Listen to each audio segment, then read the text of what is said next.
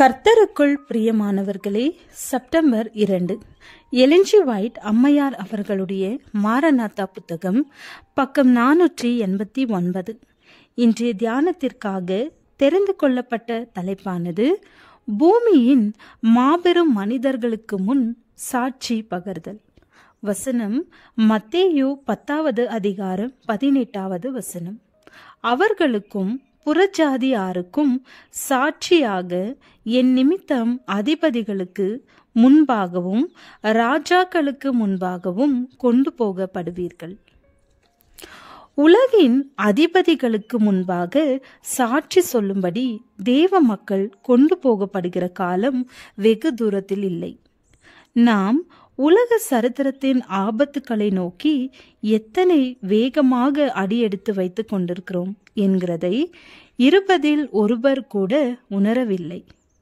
மாயையான அற்பமான காரியங்களுக்கும் முக்கியமில்லாத காரியங்களுக்கும் நம் மனதை செலுத்த இனி நேரமில்லை.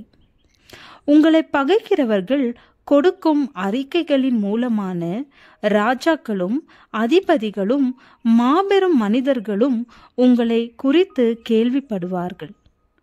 உங்கள் விசுவாசமும் குணங்களும் தவறாக எடுத்து காட்டப்படும்.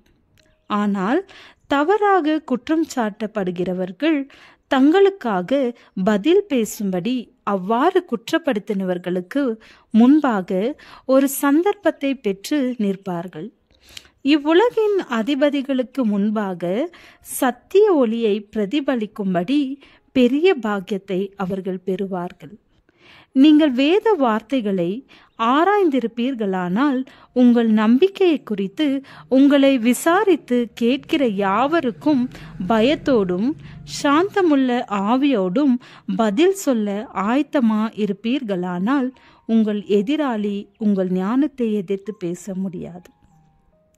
அப்படிப்பட்ட மேலான வல்லமையை, ஞானத்தை வேத வாக்கியங்களை ஆராய்வதின் மூலம் முயன்று பெற்றுக்கொள்ள ஒரு நல்ல சந்தர்ப்பம் இப்பொழுது உங்களுக்கு முன் இருக்கிறது.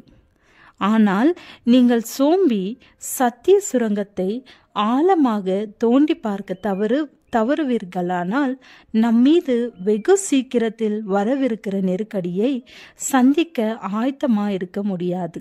ஆம், ஒவ்வொரு வினாடியும் பொன் போன்றிருக்கிறதை நீங்கள் தெளிவாக உணர்ந்தால் நலமாயிருக்கும். தேவனுடைய வாயிலிருந்து பிறக்கிற ஒவ்வொரு வார்த்தையினாலும் நீங்கள் பிழைத்து கொண்டிருப்பீர்களானால் ஆயத்தமில்லாதவர்களாக காணப்பட மாட்டீர்கள். சத்தியத்திற்கு சாட்சி பகரும்படி எப்படிப்பட்ட இடத்திற்கு அழைக்கப்படுவீர்கள் என்பது உங்களுக்கு தெரியாது. அநேகர் சட்ட சபைகளிலே நிற்க வேண்டியதிருக்கும். சிலர் ராஜாக்களுக்கு முன்பாகவும் உலகின் மேதைகளுக்கு முன்பாகவும் தங்கள் விசுவாசத்தை குறித்து பதில் சொல்ல வேண்டியதிருக்கும். சத்தியத்தை குறித்த மேலோட்டமான அறிவை மாத்திரம் பெற்றிருக்கிறவர்கள் வேத வாக்கியங்களை தெளிவாக விவரித்து தங்கள் விசுவாசத்திற்கான திட்டமான காரணங்களை எடுத்து கூற முடியாது. அவர்கள் குழப்பமடைவார்கள். வெட்கப்படாத ஊழியக்காரராயிருக்க அவர்களால் முடியாது. தான் பரிசுத்தமான இடத்திலே பிரசங்கிக்க போவதில்லை என்று நினைத்து வேத வாக்கியங்களை ஆராய வேண்டிய அவசியமில்லை என்று நினைத்துவிட வேண்டாம். தேவன் உங்களிடத்தில் என்ன எதிர்பார்க்கிறார் என்று உங்களுக்கு தெரியாது. ஜெபம். பிதாவே, எங்கள் பாவங்களை அறிக்கையிட்டு மன்னிப்பை பெற்று உம்முடைய நீதியை நிலைநாட்ட எங்களுக்கு உதவி அருளும். ஆமேன்.